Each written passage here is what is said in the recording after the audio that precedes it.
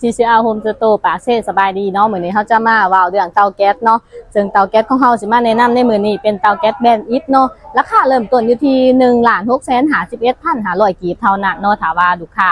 สนใจก็เข้ามาเลือกเบิ่งเลยเตาแก๊สของเขาจะเป็นเตาแก๊ส2หัวหรือว่าหัวคูเนาะจะมีความสะดวกสบายก็คือตัวนี้จะเป็นหัวอินฟราเรดหรือว่าหนาประหยัดนั่นเองเนาะสามารถจีบพีกเบิกเด่นได้เนาะแล้วก็ตัวนี้เป็นหัว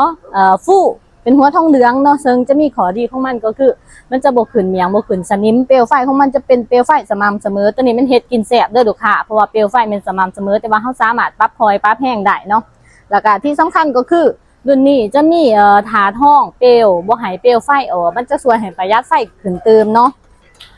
เตาแก๊สของเขาจะเป็นเตาแก๊สหนากระจกนิรภัยเด้อการความร้อนตัวนี้สามารถอนามัยง่ายสะดวกสบายแล้วก็มีดีไซน์จบงามเนาะตัวนี้จะเหมาะ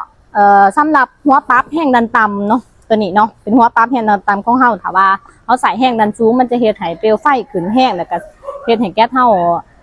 ดุแห้งโผล่เนาะตัวนี้มันจะเป็นหัวปั๊บตัวนี้แห้งดันต่ำเท่านั้นเด้อลูกค้าเด้อแล้วก็ซ้ายเป็นสายรุ่นได้กระไดเด้อลูกค้าเด้อตัวนี้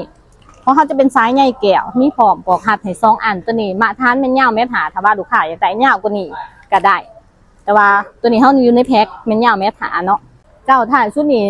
เขามีสินค้าดีๆมานำเสนอเพียงเท่านี้เนาะโอกาสหน้าพบกันใหม่เนาะเจ้าขอบใจ